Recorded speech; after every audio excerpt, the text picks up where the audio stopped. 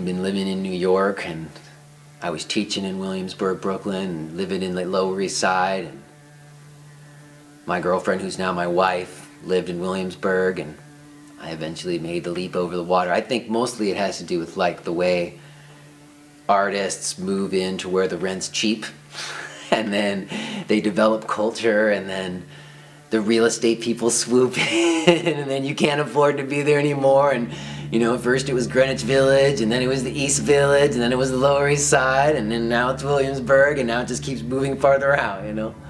So I think that's kind of where it's been going. And I opened this place right on the cusp. Well done, I think, you know, of that gentrification. So we were positioned pretty good in terms of our location that way. But I like Williamsburg better than the city because it does have a community feeling to it that you don't get in the city.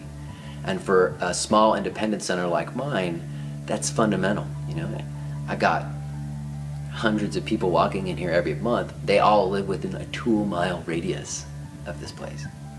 So it really is a community thing. And you know, there's a lot more corporate and big chain yoga centers that exist now.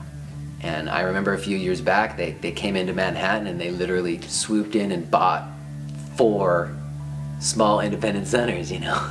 Just bought them all up, and now there's Yoga Works East and Yoga Works West and Yoga Works North and Yoga Works South, you know. So for a place like this to thrive, it needs a little enclave like Williamsburg, you know. I would just be awash in the yoga centers if I was in Manhattan. And I live around the corner with my wife and my 2-year-old daughter, and you know, that's the people who come practice here. I see them at the park, and you know, and that's grassroots to me. You know, that's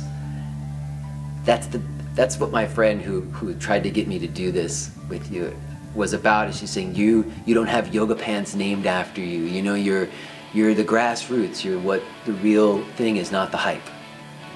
And I know, and I really do this in a very selfish manner. It's rewarding and fulfilling for me to come here and do this every day, and that's why I do it.